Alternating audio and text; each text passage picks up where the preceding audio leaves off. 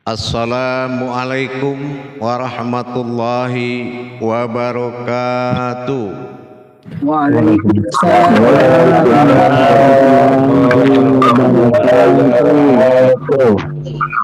Alhamdulillah. Alhamdulillahi rabbil alamin. Assalatu wassalamu ala asrafil anbiya'i wal mursalin Sayyidina wa maulana Muhammadin Sallallahu alaihi wasallam. Ashhadu an la ilaha illallah wa ashhadu anna Muhammadar Rasulullah. Allahumma sholli ala Sayyidina Muhammadun musabihil wal ikram ya wal jalila wal ikram wa tahirin wal mujahidina amma ba'du ibadullah wa itaqullah. Bersyukur kita kepada Allah dengan mengucapkan alhamdulillahi rabbil alamin atas segala limpahan karunia rahmah dan hidayahnya, serta dengan izinnya juga kita dapat menjalankan amanahnya, beramal dan beribadah zahir batin dunia dan akhirat. Bersalam kita tidak akan pernah dilupakan. Marilah sama-sama kita panjatkan kepada junjungan kita Nabi Allah Nabiul Akhirul Zaman Rasulullah Muhammad sallallahu alaihi wasallam. Atasnya kalimahnya kita kalamkan dengan membaca Allahumma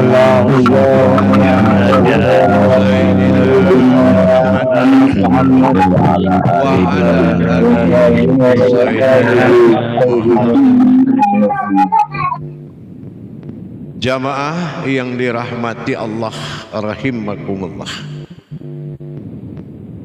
Insya Allah, tolong audio. Di dalam rangka kita memperjuangkan mujahadah diri kita kepada Allah untuk menjadi sebuah wujud pimpinan dari segala umat.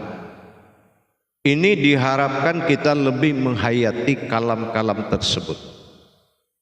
Menjadi panutan sebuah umat adalah orang yang sudah melengkapi persyaratan hakikat yang mutlak pada dirinya. Pengenalan-pengenalan yang belum dikenal oleh umat wajib menjadi buah bibir dalam keseharian oleh seorang pemimpin umat. Jalan-jalan yang ditempuh oleh umat mentajalikan segala kehidupan dan hidup pada rohani dan jasmaninya Allah pada dirinya harus diberikan pengenalan yang lebih baik. Begitu juga persandaran terhadap ibadah di kalam-kalam ibadah. Kita harus bisa bijaksana menerangkan bahasan perbedaan antara bermakom agama dengan ilmu itu akan berbeda. Keluasan yang kita miliki inilah yang membuat kebenaran seseorang itu akan muncul.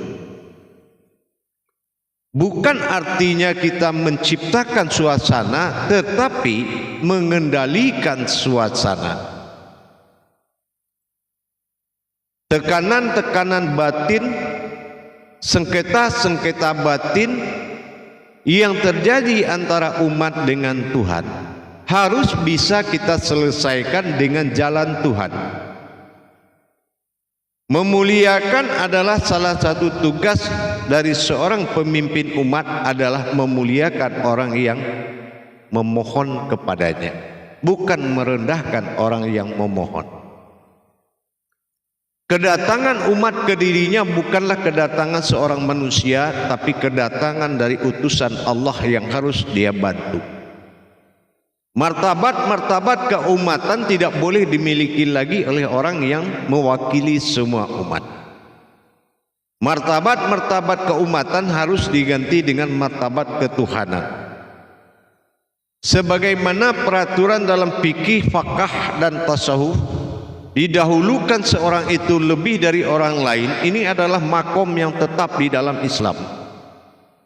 Laksana di dalam sebuah masjid didahulukan selangkah ada satu orang demi meningkatkan suatu kebenaran, yaitu wujud imam. Begitu juga dalam persandaran kalimat. Kalimat sengketa atau rohani, kita harus dulu selangkah daripada orang yang memohon pertolongan. Dalam hal ini perlu kita pahami dengan keluasan. Jangan hendaknya orang mendapatkan suatu kebenaran yang tingkatnya amaliyah. Untuk apa kita belajar lebih kalau hanya menyelesaikan persoalan kerohanian seseorang dengan kodrat amaliyah? Dalam hal ini, pegangan yang harus dijadikan mutlak oleh seorang yang diamanahkan menjadi uluhiyah kaji, seorang imam, seorang ulama, harus memiliki dalil. Dalil yang dimaksud di sini adalah sebuah kalam. Dalil Allah itu adalah kalam bagi kita. Kalam bagi kita kejadian bagi orang yang datang, kejadian kepada orang yang memohon. Jangan hendaknya kita berkalam tapi tidak ada kejadian. Berarti kalam kita belum menjadi kalamullah. Berarti dirinya belum berwujud kitabullah. Dan dirinya, hayatnya belum menjadi hayatnya Allah. Dalam hal ini, sinyal-sinyal itu, diri kita kepada Allah, harus kita mengerti bagaimana kita menciptakan suatu kalam yang tidak terputus dengan Allah. Dikatakan kalam tidak terputus adalah orang yang selalu melaksanakan kauni dengan wujudnya Allah dan mengerti dengan apa yang dibahasakan oleh Allah dengan kalamnya. Kalam Allah hanya dimiliki orang-orang yang dipahami oleh orang-orang yang sudah mendapatkan masa tauhid. Kalau dia tidak mendapatkan masa tauhid di dalam belajar hidup dan mengkaji, maka sesungguhnya orang itu tidak akan pernah mengerti apa yang dikalamkan oleh Allah. Maka kalam tauhid ini kan, kodrat tauhid ini adalah kodrat paling utama yang bisa diciptakan oleh kita sebagai kitabullah. Tapi kalau kita tidak mengerti dengan bagaimana dasar kita berbicara, tidak meluaskan kepada orang yang butuh, hanya memberikan kebenaran dan kebenaran. Ini tingkat makom itu sudah belum memadai. Maka kita harus memiliki ilmu kalam. Dengan demikian kita harus berwawasan kepada kalamullah. Apa yang dikatakan kalamullah?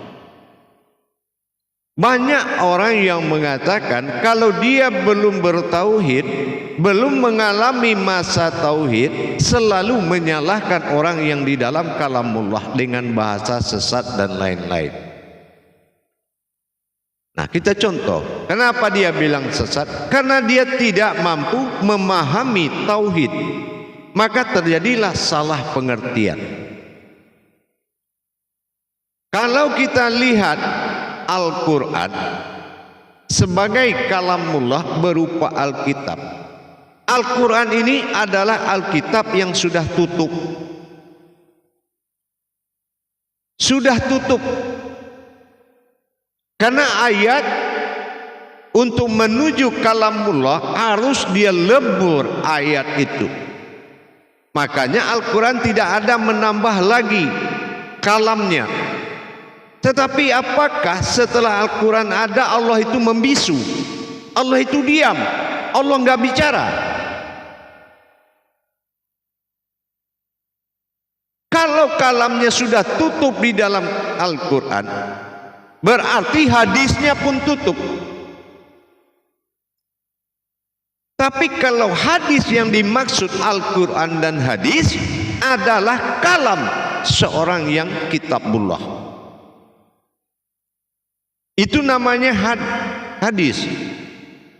Tapi kalau riwayat hadis sunnah dibawa ke dalam kitab yang sudah ditutup, ini akan menambah ayat. Kalau sempat kitab-kitab masuk ke dalam Al-Quran, maka kalam inilah yang tidak terputus. Pembicaraan dengan Allah melalui isyarat alam, kejadian, bernama kalam.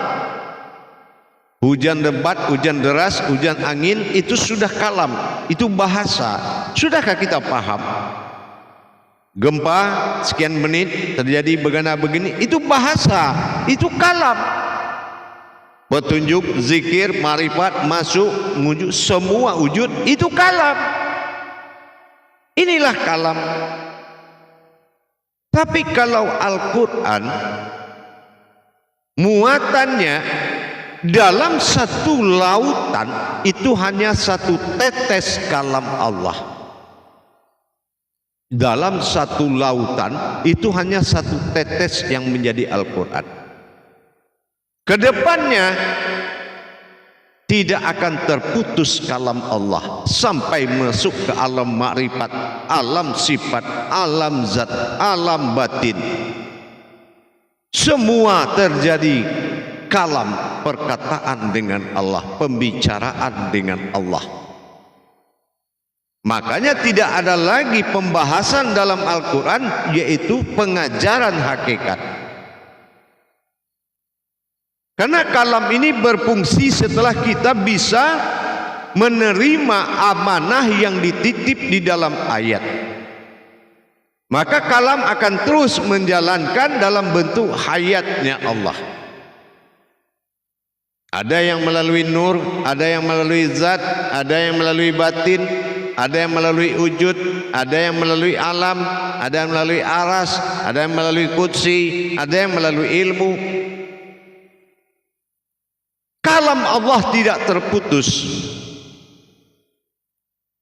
Jadi kalau kita balik lagi memahami sunnah, diawali dengan kitab riwayat, ini akan melemah kepada pencarian tentang wujud ketuhanan yang akan menjadi penyembahan diri. Nah, seperti kita lihat, agama ini adalah iman. Tidak ada yang ilmu, semua itu iman. Ya ayyuhallazina amanu, semua iman. Tapi ada dua iman ini. Yang pertama imaminuddin, yaitu iman terhadap ketentuan di dalam Islam, yaitu rukun iman. Yang kedua imanullah, yaitu beriman kepada Allah, wujudnya ilmu, bukan iman tapi wujudnya ilmu. Fungsi iman mengimani yang dikaji. Tapi dalam Islam ada rukun iman.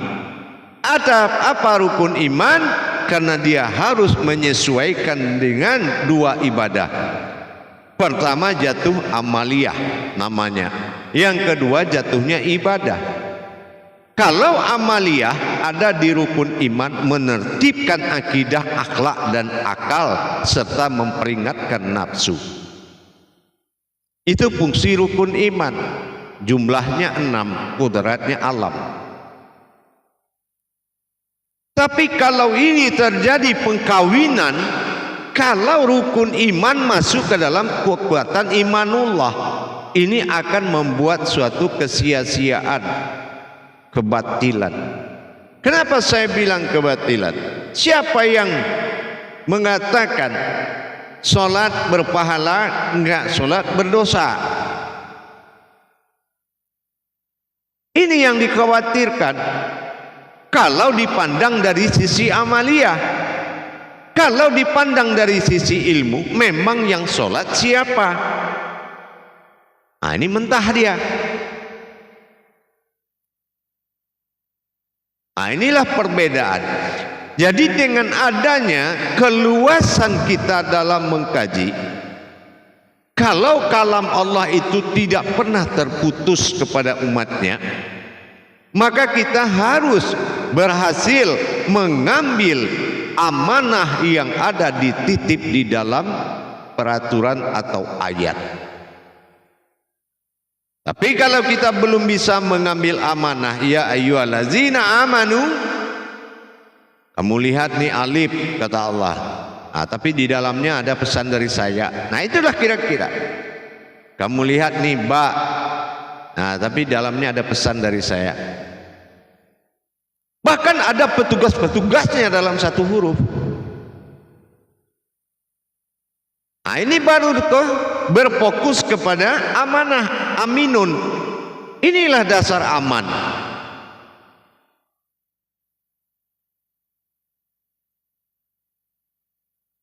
Jadi dengan demikian para jemaah sekalian, luas sekali dan sangat luas kalau kita bisa memaknai luasnya kalam tersebut.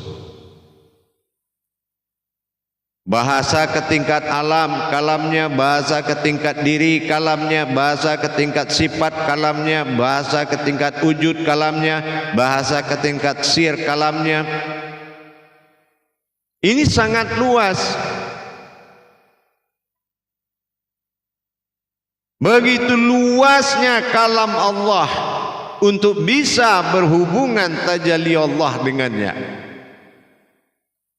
Kita bandingkan dengan satu tetes air laut dari sebesar itu laut.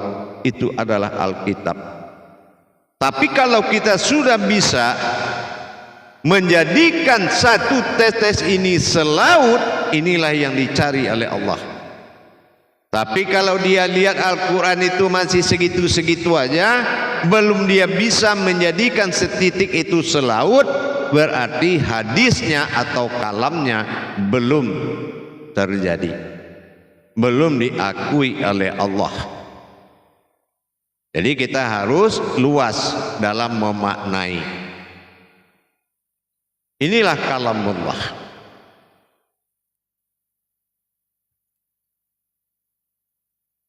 Sama seperti pemahaman. Kalau setiap orang yang bermujahadah kepada Allah tapi belum mengalami masa tauhid, maka ranting akan jadi pohon. Nah, inilah bahayanya, ranting akan jadi pohon. Tapi kalau kita sudah bisa melaksanakan tauhid, maka sebaliknya pohon ini yang akan maujud dan menjadikan ranting tersebut. Jadi dengan keluasan kalam ini yaitu kejadian. Kalau sudah berkalam pasti ada yang terjadi. Nah, ini yang dikatakan orang yang sudah berdalil Allah pada dirinya, itulah kalam. Bidalihi marifatul haq fil ilmi. Nah, ini apakah kita sudah sampai ke situ? Nah, ini yang menjadi muzakarah kita.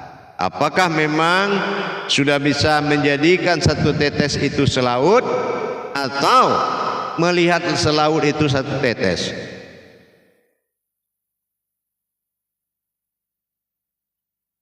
Menjabarkan hal yang bersengketa rohani seseorang kepada Allah, menyelesaikan persoalan sengketa rohani orang dengan Allah, itu adalah tugas dan kewajiban sebuah penghulu ilmu. Itu adalah kewajiban kita yang dibentuk dan dibina di makom ini menjadi seseorang yang alim dan bisa dinobatkan keulamaannya untuk meluruskan rohani umat menuju tajalli kepada Allah dengan belajar memahami kalam Allah Sudah berkalam Allah, maka pahamlah kita apa yang terjadi, yang kita lihat dan kita hadapi, semua itu bahasa. Maka dengan ini kita coba bermuzakarah. Shallu muzakaratun fil jami'ati rahimakumullah.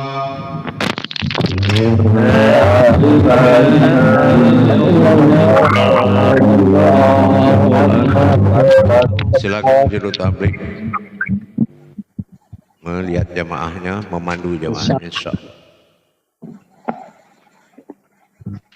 Insyaallah. Bismillahirrahmanirrahim. Assalamualaikum warahmatullahi wabarakatuh. Ya sehat ya. Waalaikumsalam. Minum. Alhamdulillahirrahmanirrahim. Terima kasih Buya atas tausiahnya. Insyaallah ini ada Pak Suwardi. Silakan Pak Suwardi, waktu lepas dipersilakan. Insyaallah. Terima kasih Pak Utari, juru tablik kita. Assalamualaikum warahmatullahi wabarakatuh, Buya. Waalaikumsalam warahmatullahi wabarakatuh. Alhamdulillah Buya atas pencerahannya malam ini, luar biasa. Insyaallah mudah-mudahan kami ini Buya muridnya bisa menjalankan amanah yang disampaikan oleh Buya. Amin, amin. Insyaallah. Intinya Buya, PR kami malam ini tentunya adalah bagaimana menjaga seutuhnya kalamullah dalam keseharian kami. Tentu dengan hikmah pohon tauhid yang Buya bina ke kami selama ini. Mudah-mudahan apa yang menjadi kalam kami ini bisa bernilai kauni, baik pada diri, pada keumatan maupun kepada alam. Mohon pencerahannya lebih lanjut Buya terkait pohon tauhid ini Buya, biar kami bisa lebih teguh lagi. Makasih Buya. Insyaallah. Intinya begini. Dalam salah satu pengajian di konten kita ini pernah saya syiarkan, apakah sewujud batin ini sudah mengenal batin-batin Allah yang ada pada alam ini? Kan gitu. Penguasa alam ini ada dua. Pertama ada batin, yang kedua ada ruh. Sementara kita adalah ma'ul hayat, ibu dari mereka, umul dari mereka. Apakah kita sudah bisa berkoordinasi, berbicara lewat suatu kejadian dengan Allah melalui batin-batinnya yang banyak? Gitu. Kadang-kadang kalau kita tidak paham kalam ini atau kejadian, kita selalu mengatakan sesuatu itu adalah pasrah. Ya, itu sudah kehendak Allah, mau diapakan. Itu bukan bahasa orang berilmu.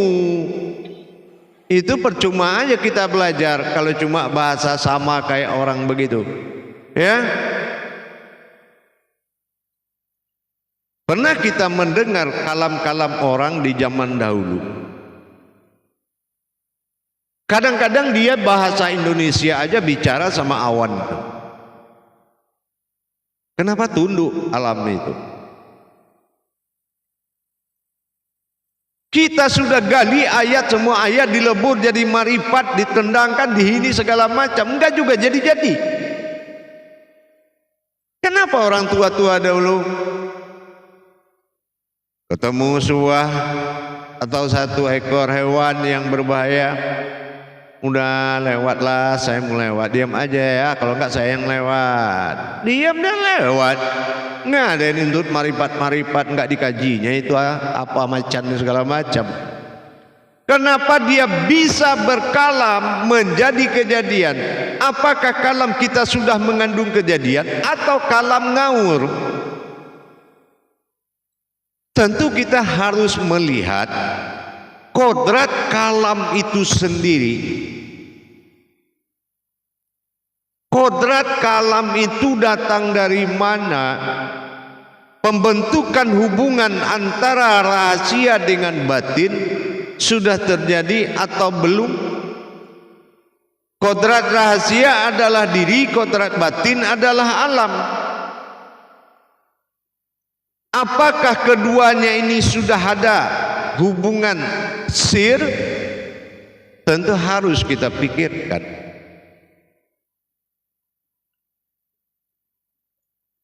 Kalau dulu memang, makanya kita malu dengan orang-orang tua-tua dahulu. Tiba-tiba ada hujan gerimis, kata orang tua-tua dahulu apa? Sebentar lagi akan ada hujan panas, sebentar lagi akan ada yang meninggal usia muda. Kenapa dia tahu? Karena dia bisa bicara dengan hujan itu.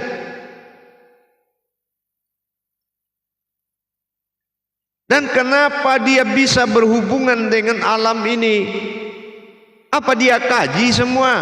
Tidak. Nah, ini harus ditingkatkan. Jadi jangan hanya kita berpedoman kepada yang tersurat, karena yang tersurat adalah satu tetes dari kalam nilainya. Baru satu tetes.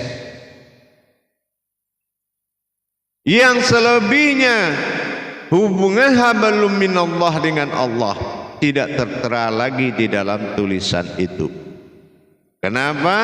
Tugas kita mengembalikan Al-Quran ke namanya. Apa namanya? Al-Quran. Al-Qara, Al adalah Allah, Qara membaca, An adalah diri. Dinamakan kalam diri, betul. Al-Qara'an, ada an di situ, ya. Dengan cara al-qur, berarti mentadabur, karena alif doma'u naik. Setelah ditadabur, naiklah nama yang ketiga, al-Qur'ain. Dibaca ainnya lagi, yaitu memandang. Sudahkah kita bisa melihat apa yang kita baca? Nah itu, disitulah kelihatan nanti, baru kita sadar bahwasannya kalam kita itu bukan main-main. Kalam, dalil yang keluar dari kalam kita adalah dalilnya Allah, yaitu ayat yang tidak terputus. Maka di stop dengan 19, Al-Quran Bismillah ditutup dengan 19, 1 sampai 9 dalam tadabur alam. Al-Quran adalah ayat kitab yang berfungsi untuk membuka rahasia apa yang ada di langit dan di bumi. Tapi untuk hakikat bertuhan, kita harus mencari Al-Quran dan Al-Qur'ainnya. Nah, disitulah baru terjadinya kalam. Kalau sudah berbicara sir dengan batin, itu namanya diri dengan alam. Setiap yang batin wujudnya adalah umat awalnya.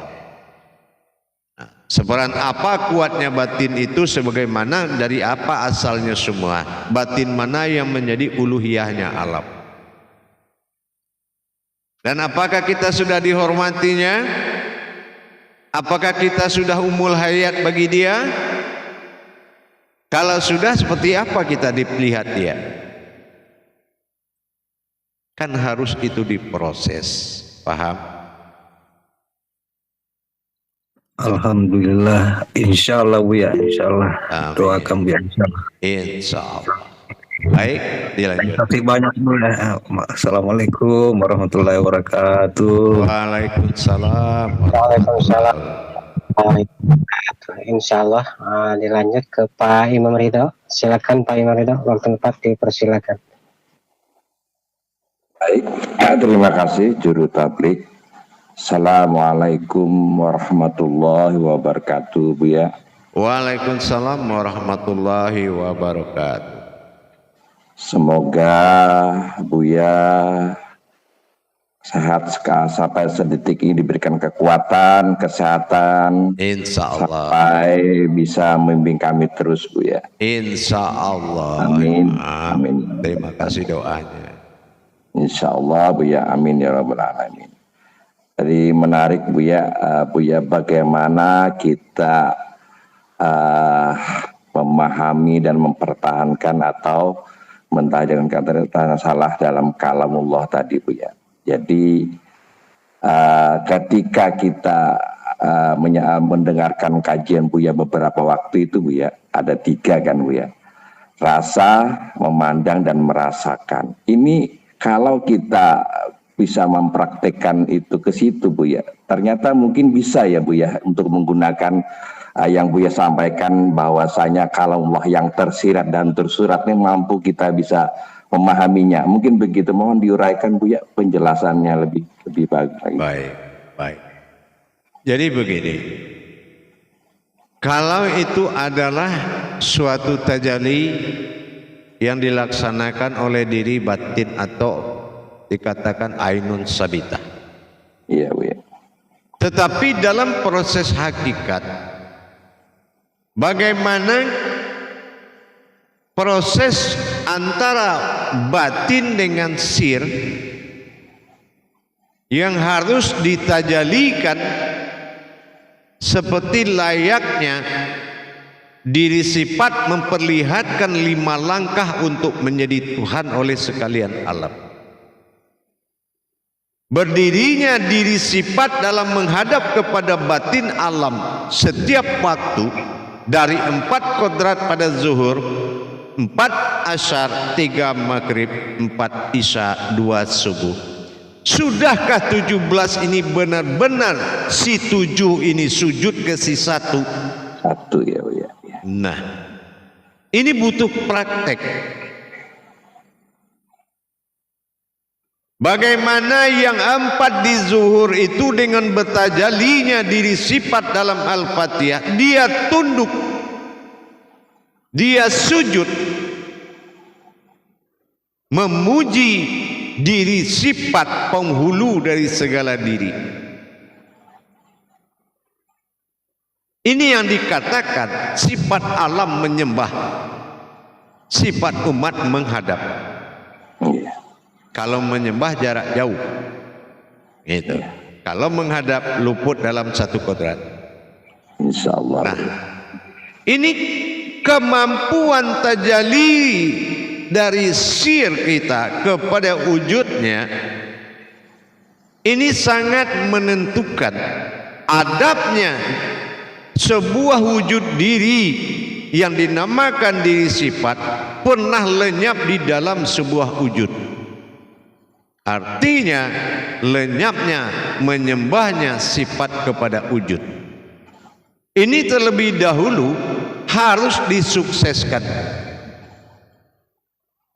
Diri sifat luput ke dalam wujudnya semata. Wujud itu 1, sifat itu 7. Namanya sholat mutlak. Kan gitu. Iya. Sementara kita hidup di alam iman. Apa alam iman? Sampai-sampai nama Allah hanya diimani dan dijadikan oleh Allah satu lagi di sampingnya, itu juga diimani dengan nama Muhammad. Ke langit manapun kita belajar agama, itu namanya iman. Iya, betul ya. Nah, kalau kita bicara Tuhan, wujudnya ilmu. Kan gitu. Iya. Nah, kalau wujudnya ilmu, sudah pasti kodrat iradat ilmu harus naik sebuah kodrat berkehendak kepada ilmu. Siapa kodrat yang berkehendak kepada ilmu? Itulah permintaan dia tadi.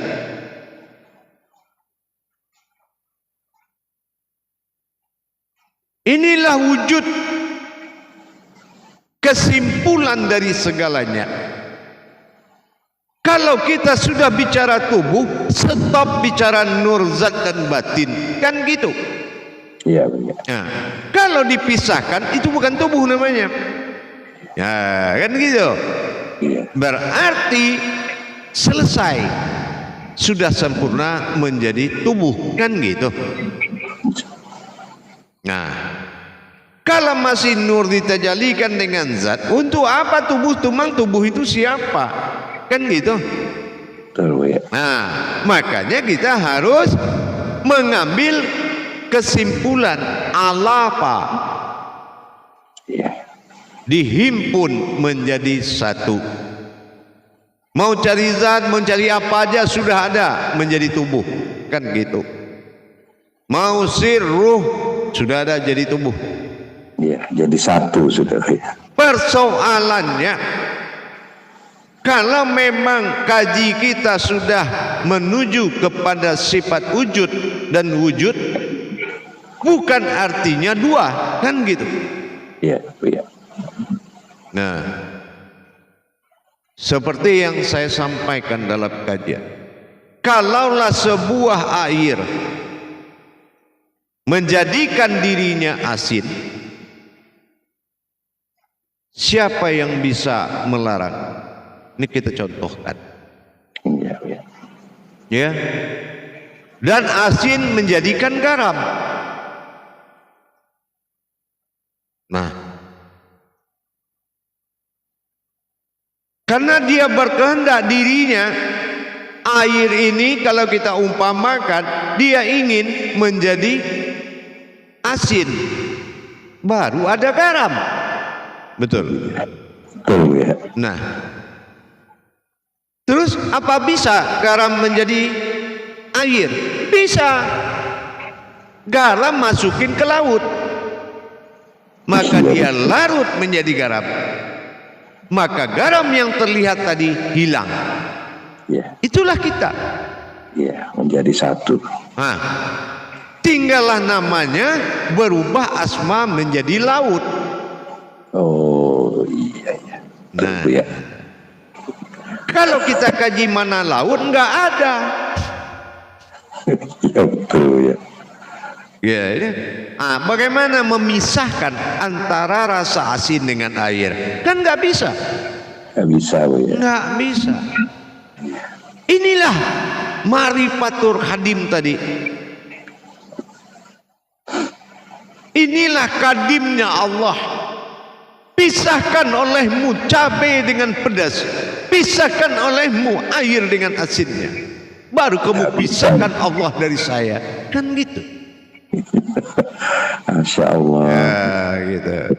Itu hakikat tauhid yang sebenarnya. Barulah ada kalam tadi. Kalau memang sudah begitu kita lihat, kemudahnya larutnya garam ke dalam air, mudah larut. Kenapa kita persulit? Kan sudah pasti dia larut.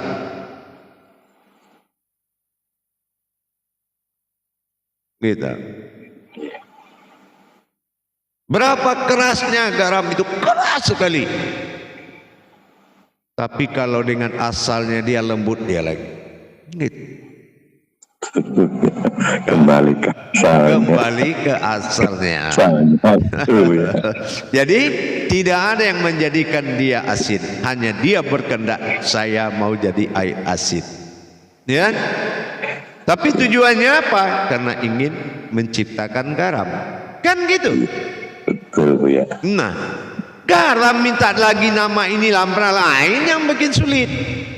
Akhirnya ketukarlah garam ini dengan benda lain. Kan gitu jadinya. Nah, jadi dengan tajali seperti ini, semua itu sudah nyata adanya. Kan gitu. Jadi tidak lagi kita menetapkan suatu perkara kepada sebuah garam, tapi garam sudah jadi air laut, kan gitu ya enggak? Kembali ke asalnya. Iya. Nah, itulah asal usulnya keringat manusia itu asin.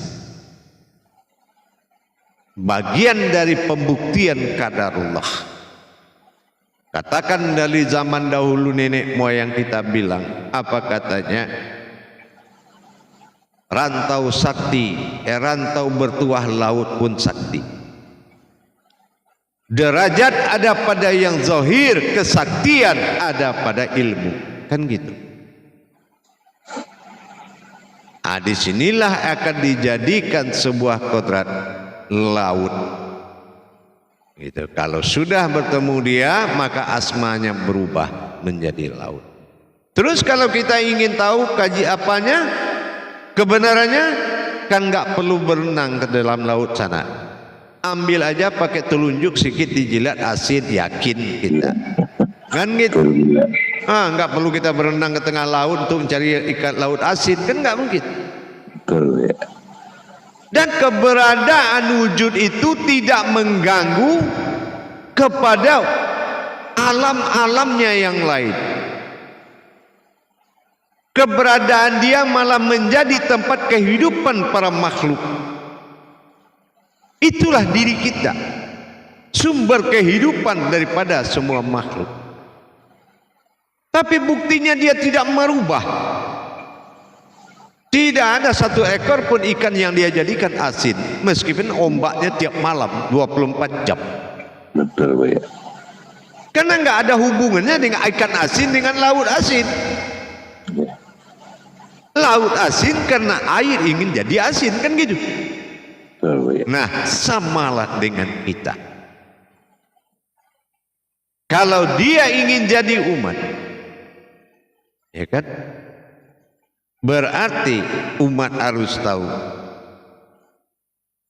yang umat yang sebenarnya bukanlah laut, bukanlah jasad tadi. Kan itu. Tapi umat yang sebetulnya semuanya adalah logika dari ujung rambut ke ujung kaki. Itu adalah garam tadi. Gitu kan? Nah, itulah. Jadi dengan kita bisa mempercontohkan tajalli seperti itu, dan itu adalah cara Jabariyah yang paling tepat. Gitu. Paham, Mam? Insya Allah indah sekali penjabaran malam ini, Buya. Dan contoh-contohnya sangat mudah dipahami, Buya. Insya Allah. Amin. Ya. Insya Allah. Terima kasih, Buya. Assalamualaikum warahmatullahi wabarakatuh. Waalaikumsalam warahmatullahi wabarakatuh. Alhamdulillah, terima kasih Pak Imam atas pertanyaannya. Insya Allah lanjut ke Pak Imam Asep. Silakan Pak Imam Asep, waktu tepat dipersilakan. Assalamualaikum warahmatullahi wabarakatuh, Buya. Waalaikumsalam warahmatullahi wabarakatuh. Semoga Buya diberikan kesehatan selalu, Buya. Amin, insya Allah, amin.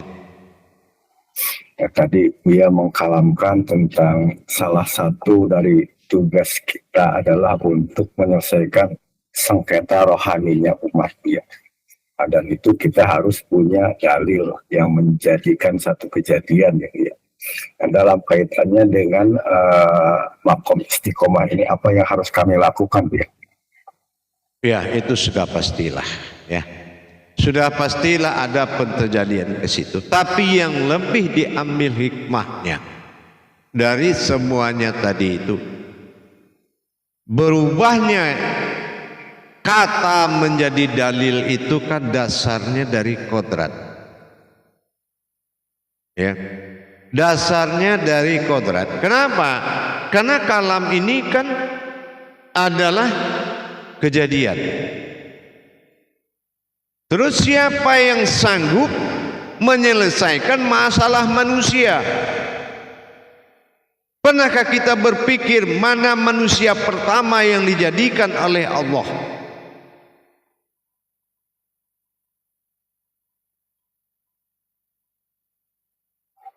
Kalau amaliyah daripada sifat tajalli asma, semua kita tahu Adam alaihissalam adalah tajallinya Allah dengan Muhammad.